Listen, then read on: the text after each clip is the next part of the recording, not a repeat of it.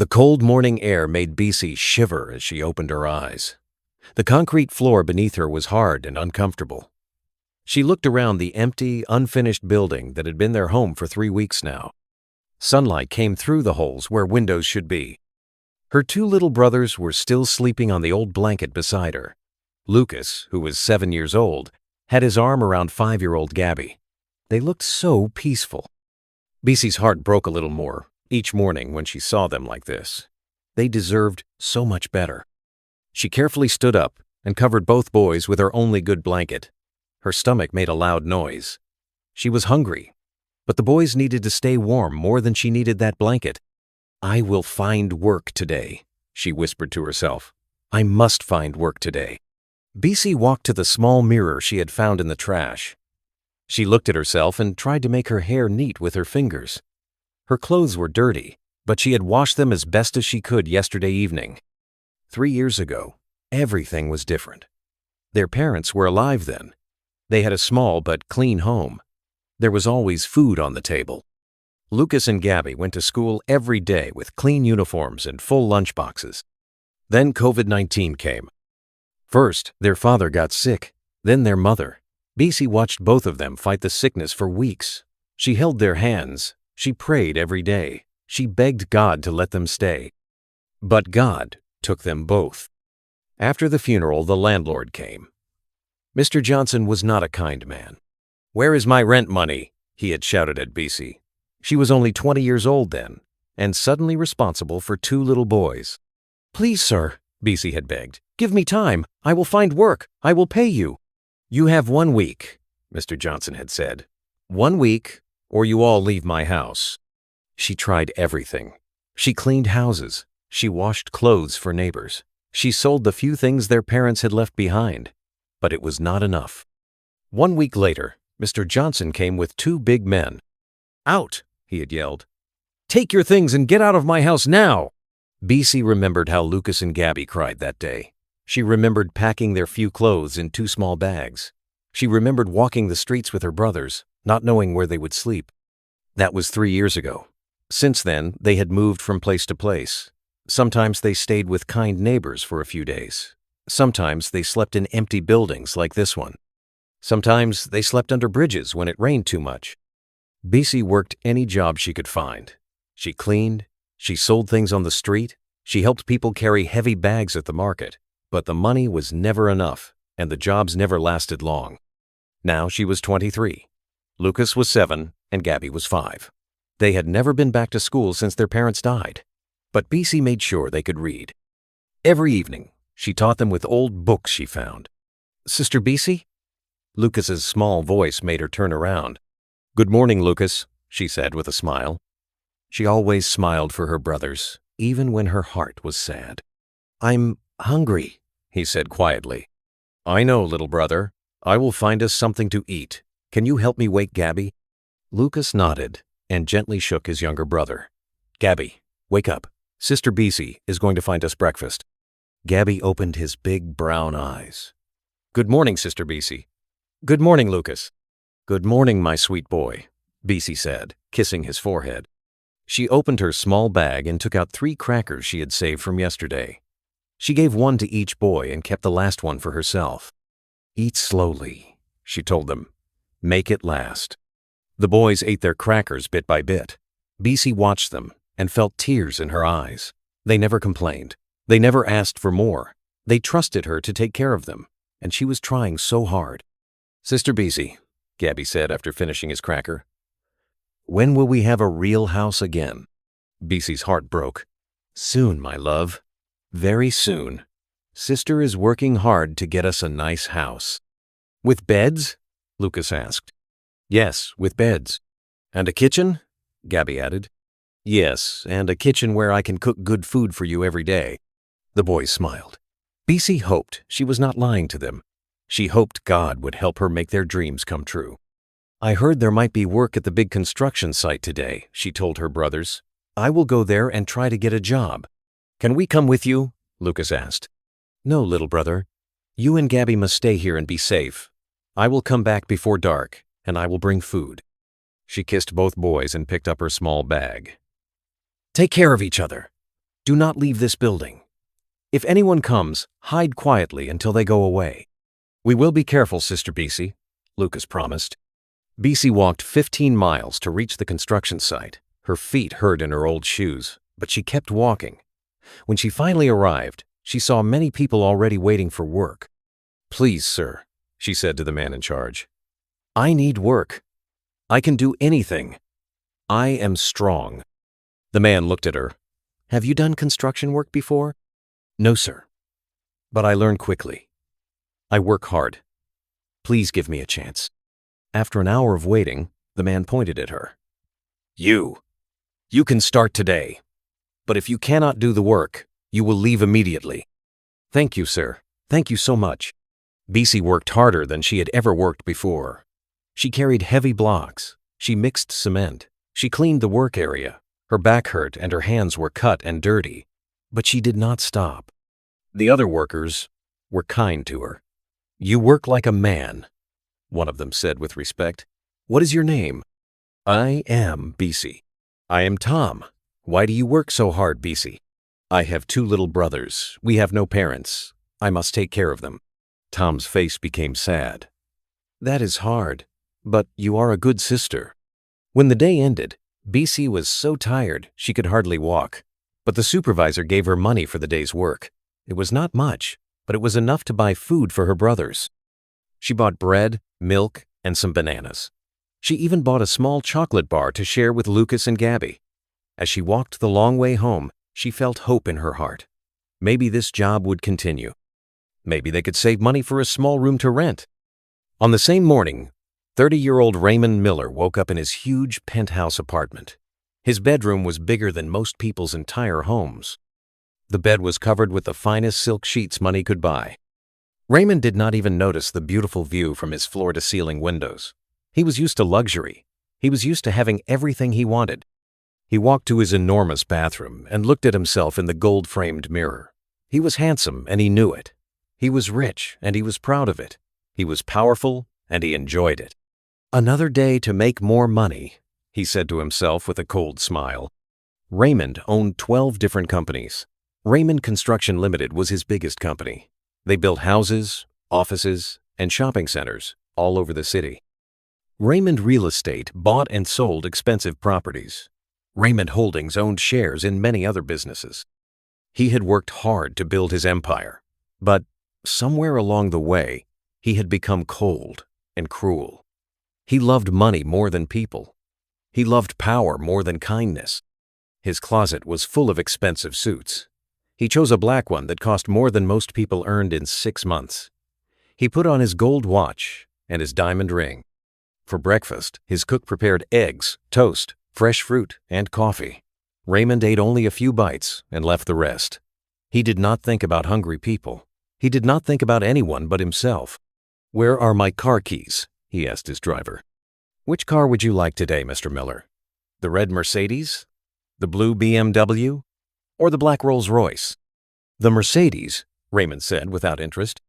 As they drove through the city, Raymond saw poor people on the streets. He saw children without shoes. He saw families living under bridges. But he felt nothing. He thought they were lazy. He thought they deserved to be poor. "Rich people work hard," he often said. "Poor people are just making excuses." Raymond had never been poor. His father had been rich, and his grandfather before him. He did not understand what it meant to be hungry. He did not understand what it meant to worry about having a place to sleep. When he arrived at his main office building, all his employees were afraid of him. They knew he was cruel. They knew he did not care about them. "Good morning, Mr. Miller," his secretary said nervously. Raymond did not answer. He never said good morning to anyone. In his office, he called his managers for a meeting. "The construction project on 5th Street is moving too slowly," he told them. "I want you to go there today and make those workers move faster." "But sir," one manager said carefully, "the workers are already working very hard, and some of them have not been paid for last week's work yet." Raymond's face became angry. "I do not care about their problems. I pay them to work, not to make excuses, and I will pay them when I decide to pay them, not when they want me to pay them." "But sir, some of them have families to feed." "That is not my problem," Raymond shouted. If they do not like the job, they can leave. There are many people who would be happy to work for me." The managers knew better than to argue with Raymond. They had seen him fire people for much less. "I want results," Raymond continued. "I do not want to hear about tired workers or unpaid wages. I want the project finished quickly so I can make more money. Is that clear?" "Yes, sir," all the managers said together. "Good. Now get out of my office and make sure those workers know who is in charge." After the managers left, Raymond sat in his big leather chair and smiled. He loved making people afraid. He loved having power over others. He loved knowing that with one word from him, a person could lose their job. At lunchtime, Raymond went to the most expensive restaurant in the city. The meal cost more than most people earned in a week. He ate alone, as always. He had no real friends. He had scared away everyone who had ever tried to be close to him. In the afternoon, he decided to visit the construction site himself. He wanted to see the fear in the workers' eyes when he threatened them. He wanted to hear them beg for their jobs. "Prepare my car," he told his driver. "We are going to the 5th Street construction site. I want to remind those workers who pays them."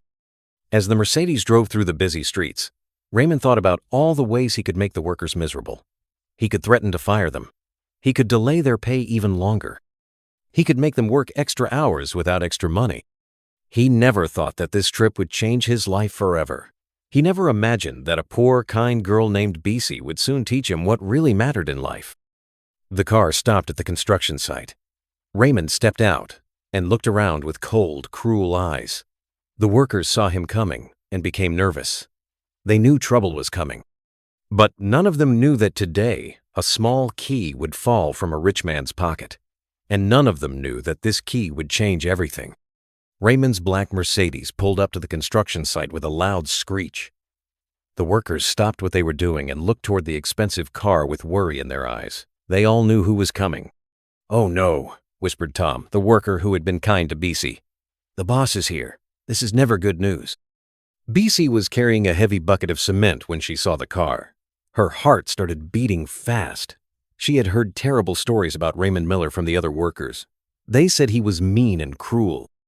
They said he enjoyed making people suffer. Raymond stepped out of his car wearing his expensive black suit. His shoes were shiny and cost more money than BC would see in 2 years. He looked around the construction site with cold, angry eyes. "Where is the supervisor?" Raymond shouted. A nervous man ran toward him.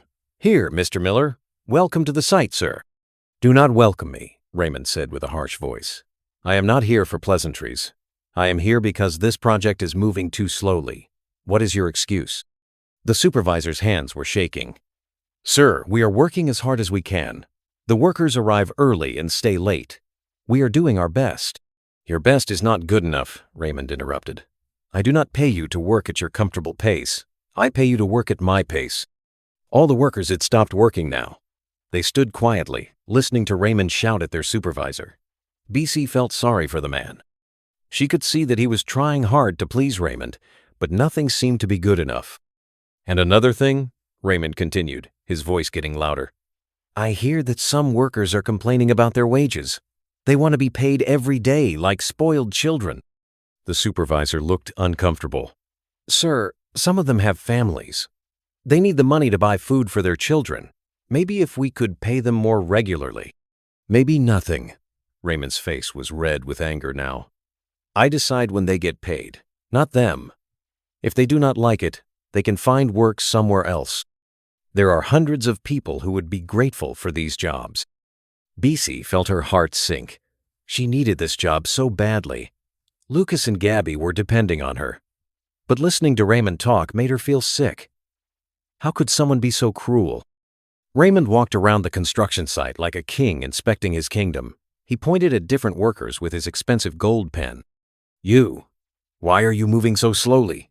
he shouted at an old man who was carrying heavy blocks. The old man looked frightened. "Sorry, sir. I am doing my best, sir." "Your best is pathetic. Move faster or leave." The old man nodded quickly and tried to work faster, even though BC could see that his back was hurting. Then Raymond's cold eyes fell on BC. She was trying to work quietly and stay invisible, but he walked straight toward her. "You girl!" he called out. BC's heart started beating so fast she thought everyone could hear it. She put down her bucket and walked toward Raymond with her head down. "Yes, sir," she said quietly. "Look at me when I am talking to you," Raymond demanded. BC lifted her head and looked into his cold eyes. She had never seen eyes so empty of kindness. "What is your name?" he asked. "BC, sir." "Well, BC, I hear that you are one of the workers complaining about wages. Is that true?" BC's mouth became dry. She had not complained to anyone except Tom, and that was only because he had asked her why she looked so worried. "Sir, I was not complaining. I have 2 little brothers, and we have not eaten a good meal in 3 days. I was hoping." "I do not care about your brothers," Raymond shouted so loudly that everyone on the construction site could hear him. "I do not care about your meals. I do not care about your problems. You are here to work, not to tell me sob stories about your family." Tears came to BC's eyes, but she tried hard not to let them fall. She did not want to cry in front of this cruel man. "I understand, sir," she whispered. "I will work harder." "You will work harder, and you will stop expecting me to solve your life problems. I am not your father. I am not your charity. I am your boss, and you will do what I say when I say it." "Yes, sir. And if I hear any more complaints about wages or working conditions, you will be gone. Do you understand me?" "Yes, sir." Raymond looked at her for a long moment, with disgust. "You people are all the same, always making excuses, always expecting others to take care of you. If you spent less time complaining and more time working, maybe you would not be so poor." These words hit BC like a slap in the face. She thought about all the jobs she had worked. She thought about all the times she had gone without food so her brothers could eat. She thought about how hard she tried every single day just to keep her family alive. But she said nothing. She needed this job too much to fight back. Raymond turned to address all the workers. "Let me make something very clear to all of you. I do not owe you anything except the wages we agreed upon, and I will pay those wages when I decide to pay them. If you do not like working for me, you can leave right now. But if you stay, you will work harder and complain less." He paused and looked around at all the frightened faces. "I did not become rich by being soft and kind. I became rich by being tough and smart. You could learn something from that." With that, Raymond turned and walked back toward his car. He was so angry and so focused on being cruel that he did not notice when a small silver key fell from his jacket pocket onto the dusty ground. The key was not just any key. It was the key to a special safe in the bank where Raymond kept the most important documents of his life. Inside that safe were the contracts and permits for a government project worth $50 million. Without those documents, Raymond would lose everything. He would go to prison for breaking government contracts. He would lose all his companies. He would lose all his money. But Raymond did not know the key had fallen. He got into his Mercedes and drove away, leaving behind the very thing that kept his entire life together. After he left, the workers slowly went back to work. But the mood was different now. Everyone felt sad and angry. Some workers were so upset that they decided to leave and look for jobs with kinder bosses. "That man has no heart," Tom said to BC as they worked together. "I have never seen someone so cruel." BC nodded, but she could not speak. Raymond's words were still hurting her heart. She kept thinking about what he had said about poor people making excuses. She kept thinking about how he did not care that she and her brothers were hungry. For the next 3 days, Raymond did not come back to the construction site. The workers were not paid, just as he had threatened. Many more workers left to find other jobs, but BC stayed. She had nowhere else to go. On the 3rd day, as BC was cleaning the work area before going home, she saw something shiny in the dirt. She bent down and picked it up. It was a small silver key with the letters RM carved into it. "RM," she said to herself. "Raymond Miller." She looked at the key carefully. It looked expensive and important. She thought about throwing it away. After all, why should she help the man who had been so cruel to her? But then she thought about her parents. They had always taught her to be honest and kind, even when others were not kind to her. "Do the right thing even when it is hard," her mother used to say. "That is what makes you a good person." BC put the key in her pocket. "If he comes back," she decided, "I will give it to him. It is the right thing to do. She did not know that she was holding Raymond's entire life in her small hand. Meanwhile, Raymond was at his office, going through his important papers. He needed to visit the bank tomorrow to get the government project documents. The deadline for the project was only 1 week away, and he needed to review everything. He reached for his keys and searched through his pockets. Then he searched through his desk. Then he searched through his briefcase. The key was not there. "Where is my key?" he said to himself, starting to feel worried. He called his driver. "Did I leave anything in the car yesterday?" "No, sir. I cleaned the car completely. There was nothing there." Raymond searched his entire office. He searched his penthouse apartment. He searched everywhere he had been in the past 3 days, but the key was nowhere to be found. By the 4th day, Raymond was starting to panic. He called the bank. "I need to access my safe, but I have lost my key," he told them. "I'm sorry, Mr. Miller," the bank manager said. "That is a high-security safe. We cannot open it without your key or proper legal documents. Getting legal permission will take at least 2 weeks." "2 weeks?" Raymond shouted. "I need those documents in 3 days." "I am sorry, sir. Those are the rules." Dear viewers, before we continue, a quick note. If you haven't subscribed to our channel yet, please consider doing so. Your support helps us grow and bring more stories to you. Don't forget to like this video too. Now, get comfortable and let's dive back into the story. Raymond hung up the phone and put his head in his hands. For the first time in his life, he was truly afraid. If he could not get those documents, he would lose everything. The government would cancel his contracts. Other companies would sue him. He would lose all his money and probably go to prison. He tried to remember everywhere he had been when he last had the key. He remembered having it when he left his office that day. He remembered putting it in his jacket pocket. Then he remembered the construction site. He had been so angry that day. He had shouted at the workers. He had been so focused on being cruel that he might have dropped something. "It could not be there," he said to himself. "That is the last place it would be." But as the hours passed and he could not find the key anywhere else, Raymond realized that the construction site was his only hope. On the 5th day, he drove back to the site.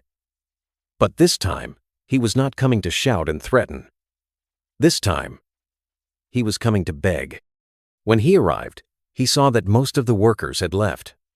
Only a few people were still there, and BC was one of them.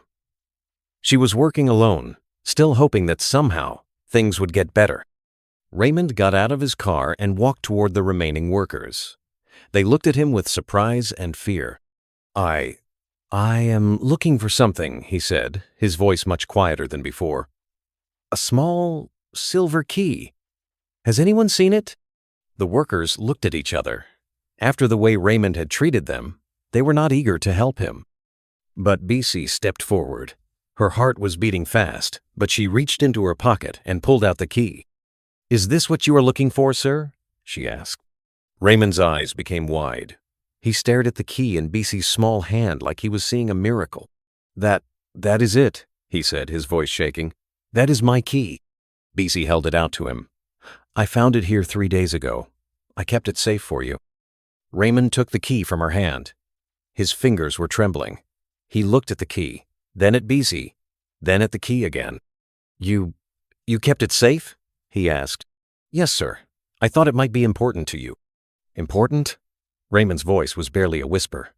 This key is my entire life." He stood there for a long moment, just staring at BC. This poor girl whom he had treated so cruelly had saved him from losing everything. She could have thrown the key away. She could have kept it and tried to use it against him. She could have demanded money for returning it. But she had simply kept it safe and given it back to him because it was the right thing to do. For the first time in many years, Raymond felt something strange in his chest. It was warm and uncomfortable and made him want to cry. He did not know what it was, but it was the feeling of shame. And underneath the shame was something even stranger. It was the beginning of gratitude. He looked at BC's kind face and realized that this poor hungry girl had a heart full of goodness that he had never seen before. And he realized that his own heart had been empty for so long that he had forgotten what goodness looked like. "Why?" he asked her. "Why did you keep it safe for me after the way I treated you?" BC looked down at her feet, then back up at him. Because it was yours, sir, and because my mother taught me that kindness is always the right choice, even when it is hard. Raymond felt tears coming to his eyes for the first time since he was a little boy. This moment changed something deep inside him. This moment made him see himself clearly for the first time in years. And he did not like what he saw. Raymond stood there holding the key, staring at BC with tears in his eyes. The other workers watched in amazement. They had never seen their cruel boss cry before. They had never seen him look so human. I do not know what to say, Raymond whispered. BC looked at him with gentle eyes. You do not need to say anything, sir. I am just happy that you found what you were looking for. But Raymond knew he needed to say something. For the first time in his life, he felt truly grateful to another person. For the first time, he understood what real kindness looked like. What is your name again? He asked softly. BC, sir. BC? He said her name like he was tasting something sweet. BC, do you know what this key opens? She shook her head. No, sir. I just knew it belonged to you. Raymond took a deep breath. This key opens a safe that contains documents worth $50 million. Without these documents, I would have lost everything. My companies, my money, my freedom. I would have gone to prison. BC's eyes became wide. She had been holding something so valuable, and she had not known. You could have thrown this key away after the cruel things I said to you, Raymond continued. You could have demanded money from me for returning it. You could have destroyed my life. But instead, you kept it safe because your mother taught you to be kind. He paused and looked around at all the workers who were listening. I have been a terrible person, Raymond said loudly so everyone could hear. I have been cruel and selfish and heartless, but this young woman has shown me what it means to have a good heart. And I want to change, starting right now. He turned to his driver, who had been waiting by the car. Go to the bank and get money. Bring enough cash to pay every worker here for all the days they have worked, plus a bonus for their patience. The workers looked at each other in shock. Tom whispered to another worker, Is this really Raymond Miller, or is someone else wearing his face? While his driver was gone, Raymond sat down on a wooden box near where BC was working. She did not know what to do. Should she keep working? Should she talk to him? She had never seen a rich person sit down on a construction site before. BC, Raymond said gently, tell me about your brothers. She was surprised by his question. A few days ago, he had shouted that he did not care about her brothers. Now, he wanted to know about them. Lucas is 7 and Gabby is 5, she said carefully. They are good boys, very smart and kind. Where do they live? BC looked down at her feet. She was ashamed to tell him the truth. We stay in different places, sir. Right now we are staying in an old building that no one uses. You mean you have no home? We had a home when our parents were alive, but after they died from COVID, we could not pay the rent. The landlord made us leave. Raymond felt his heart breaking. He thought about his huge penthouse with empty rooms that no one used. He thought about all his expensive things that he did not really need. And here was this beautiful young woman living in an abandoned building with 2 little children, working harder than anyone just to survive. How long have you been living like this? He asked. 3 years, sir. 3 years? Raymond could not believe it. For 3 years, while he had been living in luxury and treating people badly, BC had been struggling just to keep her family alive. And she had done it with such grace and kindness. What do your brothers do all day while you work? They wait for me. They take care of each other. Sometimes they find old books and practice reading. I taught them to read with books I found in the trash. Raymond closed his eyes and took a deep breath. He felt so ashamed of the person he had been, but he also felt something new, a strong desire to help this amazing woman and her brothers. His driver returned with a large bag of money. Raymond stood up and called all the workers together. Everyone, please gather around, he said. The workers came closer, still looking confused and nervous. I owe all of you an apology, Raymond began. I have treated you terribly. I have been cruel and unfair. I forgot that you are not just workers. You are human beings with families and feelings and needs. He paused and looked at each person. I cannot change the past, but I can change the future. From now on, every worker will be paid at the end of each day, You will receive fair wages for fair work. You will be treated with respect and kindness." The workers began to smile. Some of them started to cry with relief. "Today, you will all receive your back pay plus a bonus to make up for my terrible behavior." As Raymond paid each worker, he shook their hands and looked them in the eyes. "Thank you for your hard work," he said to each one. "I am sorry I did not appreciate you before." When all the other workers had been paid, only Bisi was left. Raymond walked over to her and held out an envelope. "This is your pay," he said, "plus a bonus." Bisi opened the envelope and gasped. There was more money than she had ever seen in her life. It was enough to rent a small apartment for several months and buy food and clothes for her brothers. "Sir, this is too much," she said, trying to give some of it back. "No, Bisi, it is not enough. It could never be enough to repay what you did for me today." Raymond looked at her seriously. "But I want to do more than just pay you. I want to ask you something important." Bisi waited quietly. "Would you let me help you and your brothers have a better life?" "What do you mean, sir?" "I mean a real home. Good food every day. School for Lucas and Gabby. Everything you have been dreaming of for them." Bisi felt tears coming to her eyes. "Why would you do that for us, sir?" "Because you saved my life today, and I want to spend the rest of my life being the kind of person who deserves your kindness." Bisi began to cry. Not sad tears, but happy tears. For 3 years, she had prayed for a miracle. For 3 years, she had hoped that somehow, someday, things would get better for her brothers. And now this miracle was happening. "Yes, sir," she whispered. "Yes, we would be very grateful for your help." Raymond smiled, a real warm smile that changed his whole face. "Then let us go and meet Lucas and Gabby. I want to see these special boys who have such a wonderful sister." They drove to the abandoned building where Bisi and her brothers were staying. Raymond's expensive car looked very strange, parked outside the broken-down building. "Lucas! Gabby!" Bisi called as they climbed the stairs. "I have someone I want you to meet." The 2 little boys came running toward their sister. They stopped when they saw Raymond in his expensive suit.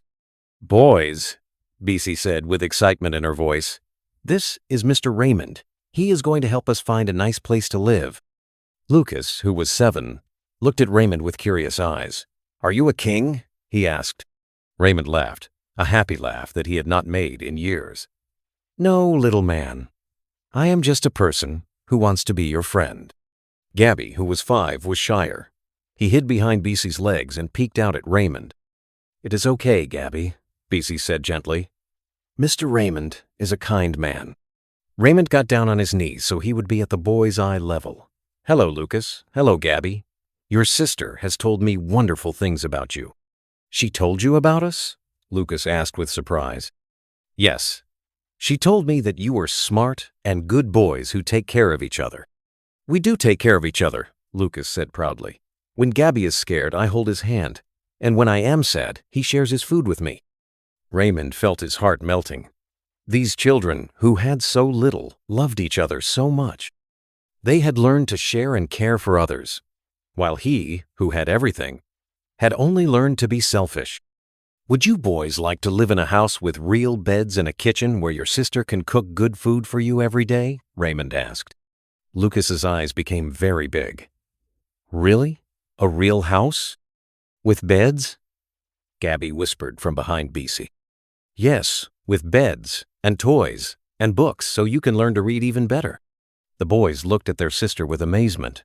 "Sister Bisi, is this really happening?" Lucas asked. Bisi was crying happy tears again. "Yes, my loves, this is really happening." That very day, Raymond took Bisi and her brothers to see a beautiful small house that he owned. It had 2 bedrooms, a kitchen, a living room, and a bathroom with hot water. "This house has been empty for months," Raymond told them. "I would be honored if you would live here." The boys ran through the house, laughing and shouting with joy. They had never seen anything so wonderful. "Sister Bisi, look, a real bed," Gabby called from one of the bedrooms. "And look at this kitchen," Lucas shouted. "You can cook us real meals every day." Bisi walked through the house slowly, touching the walls and the furniture like she was in a dream.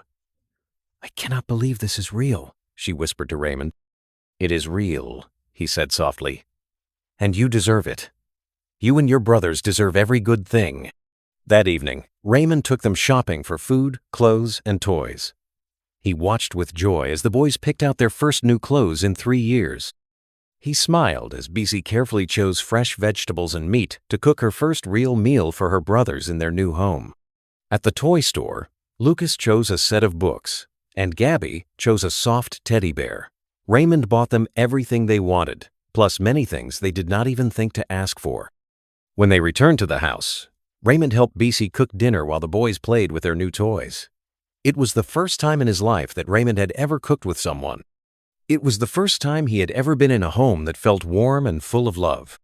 "Mr. Raymond," Lucas said as they all sat down to eat, "why are you being so nice to us?" Raymond looked at the little boy, then at Gabby, then at Bessie. "Because your sister taught me something very important today. She taught me that being kind is more important than being rich. She taught me that helping others makes you feel better than keeping everything for yourself." "Is that why you were sad before?" Gabby asked. "Because you kept everything for yourself?" Raymond was amazed by how smart this little 5-year-old boy was. "Yes, Gabby. I was very sad before, but I did not even know it. I thought having lots of money would make me happy, but it did not. Being here with you and Lucas and your sister makes me happier than I have ever been." Over the next few weeks, Raymond visited Bessie and her brothers every day. He helped Lucas and Gabby start school. He bought them school uniforms and backpacks and lunchboxes. He made sure they had everything they needed. But more than that, he began to fall in love, not just with Bessie, but with the whole family. He loved Lucas's curiosity and intelligence. He loved Gabby's sweet, gentle nature. And he loved Bessie's strength, kindness, and beautiful heart. Bessie began to see changes in Raymond every day. The cruel, cold man she had first met was disappearing. In his place was someone gentle, caring, and thoughtful. He brought flowers for their table. He brought books for the boys. He brought groceries, so Bessie would never have to worry about feeding her brothers. One evening, as they were sitting on the porch watching Lucas and Gabby play in the small yard, Raymond took Bessie's hand. "Bessie," he said softly, "I need to tell you something." She looked at him with her gentle eyes. "What is it, Raymond?" He loved the way she said his name. No one had ever said his name with such warmth. "I am falling in love with you," he said. "With all of you. With your kindness, your strength, your beautiful heart. With Lucas and his bright mind. With Gabby and his sweet spirit. You have become my family, and I cannot imagine my life without you." Bessie felt her heart beating fast. Over the past weeks, she had begun to have feelings for Raymond, too. She saw how gentle he was with her brothers. She saw how hard he was trying to become a better person. She saw the good man he was becoming. "I am falling in love with you, too," she whispered. "You are not the same person who came to the construction site that day. You have become kind and caring and wonderful." Raymond squeezed her hand. "Will you marry me, Bessie? Will you let me spend the rest of my life taking care of you and Lucas and Gabby? Will you let me be part of your family?" Tears of joy ran down Bessie's face. "Yes," she whispered. "Yes, I will marry you." Lucas and Gabby, who had been listening from the yard, came running over. "Are you going to be our new daddy?" Lucas asked Raymond. "If you will have me," Raymond said, getting down on his knees to hug both boys. "Yes," both boys shouted together. "We want you to be our daddy." The wedding was big and beautiful. Lucas and Gabby were the ring bearers, wearing matching little suits that made them look very grown-up and important. Bessie wore a simple white dress that made her look like an angel. All the workers from the construction site came to the wedding.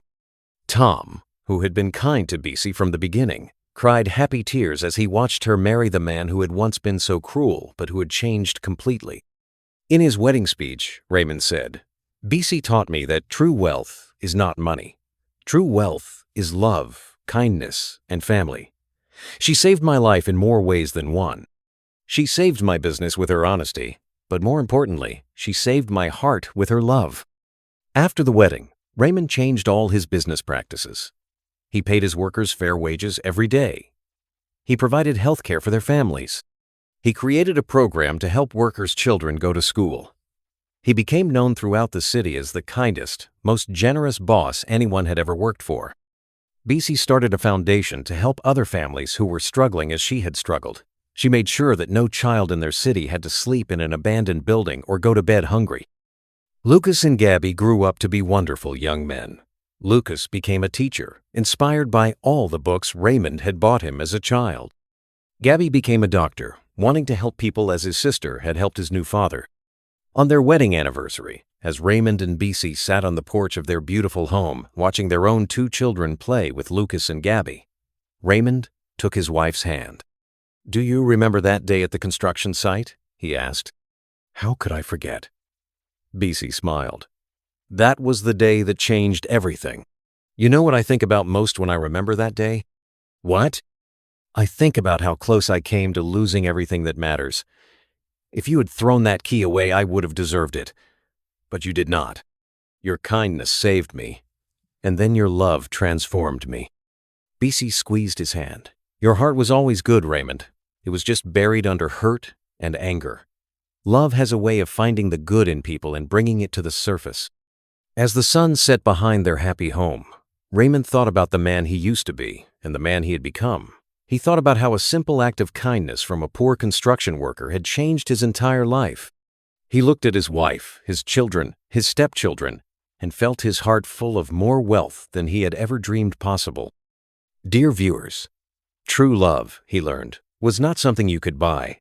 It was something you could only earn through kindness, patience, and an open heart. And it was worth more than all the money in the world. The key that BC had returned to him had unlocked more than just a bank safe. It had unlocked the door to real happiness, real love, and a real life worth living. And they all lived happily ever after. Dear viewers, as we conclude this story, we'd be honored if you'd join our community by subscribing. Your support inspires us to keep sharing meaningful tales. If this story resonated with you, please like and share it with others. Share your thoughts on the comments below. And feel free to share your country's flag in the comments. Thank you for watching, and we look forward to sharing more stories with you soon. And don't forget, at Virtuous Stories, we love you.